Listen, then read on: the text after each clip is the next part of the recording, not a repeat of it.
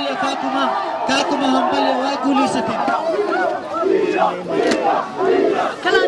garoonka Rooska Stadium ee xaafadda Islii magaalada Nairobi ayaa lagu qabtay kulan saaxiibtinimo oo xiiso gaar ah lahaa kaas oo ay wada ciyaarayeen labada koox ee Kakuma iyo Dadaab. labada koox ayaa soo bandhigay ciyaar qurux badan oo isdhexgal iyo saaxiibtinimo ku dhisan iyadoo ciyaarta dhexdeeda lagu arkay tartan firfircoon oo ay labada dhinac muujiyeen xirfado iyo dadaal. kulanka ayaa ugu dambeyn ku soo dhamaaday 9-3 oo guusho ay ku raacday kooxda Kakuma.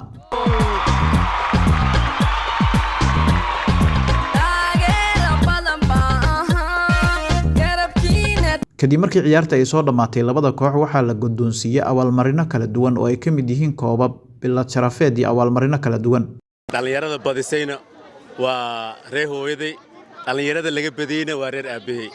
marka labadeeda gacmood la ii dheelay aniga waa hooyaday ilmaha ii dhashay aabahay ilmuhu dhale isla dheelay.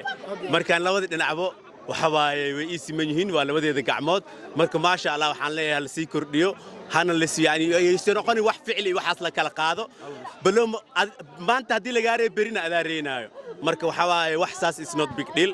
marka maasha Allah horta waxa leeyahay guuleysta idinkana beriya guuleysanaysin kan guuleysan hadana idinka leeyahay ismoodina in la idinka reeyay yani beriya idinkana reenaysin insha Allah. hambalyo waxa galabtaan ciyaar qurux badan meeshaan ay ka dhacday garoonkan FC Kakuma iyo Xagardheer oo garoon Bruni fiican dheelay sadexgalka bulshada maadaama golofta ugu horeysay waxaan leenahay hambalyo kulankan kuma ka doon sida gudoomiyaha uu sheegay. dabcan waxa wiigiga soo socda bilaaban doona insha Allah sadexgalka oo tiiman badan oo kooxaya oo badan leh. marka waxaan leenahay hambalyo marka le mar saddexaad waxaan leenahay reer Kakuma waa guulaysateen, reer Xagardheerna waxa Bruni fiican soo bandhigeen. marka waxaan leenahay hambalyo waxaan sharaf iyo karaamo inoo ah in galabtaan garoonka Burhan State ku ciyaarto ciyaaro friendly ah kuwaas oo ku kulmayeen laba team oo ka soo kala socda xirooyinka qaxootiga Kakuma iyo Dadaab. ugu dambeyn waxay guusha raacatay walaalihii Kakuma. walaalaha ka Dadaabna aad iyo aad ugu mahadcelinayna dadaalkii iyo wixii ay muujiyeen. hambalyan leenahay labada teamoodba waxaan rajaynaynaa insha Allah kulankan mid ka duwan mid kale in la ciyaari doono hadda ka bacdina sadexgalka bulshadana waa xoojin doonaa. kulamada dambe waxay noqon doonaan home away in reer Dadaabna mar Kakuma lagu casuumo reer Kakuma mar Dadaab aadan insha Allah haduu Ilaahay karaali noqdo. dhalinyarada dhan waxaan leenahay waxay ahaayeen game ahaayeen baloonina sidiisa waa cadaan iyo madow.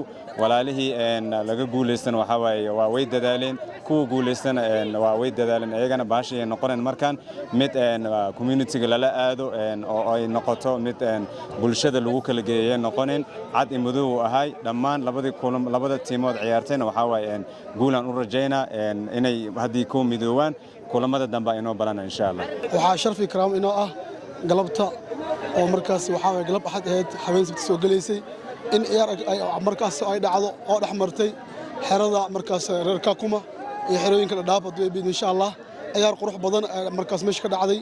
muhiimadna waxa way isdhexgalka bulshada waayo haduu ay insha Allah kulli tole kuwa badiyeen waxa way walaalaheen kuwiga laga badiyeen waa walaalaheen insha Allah wadwalba insha Allah.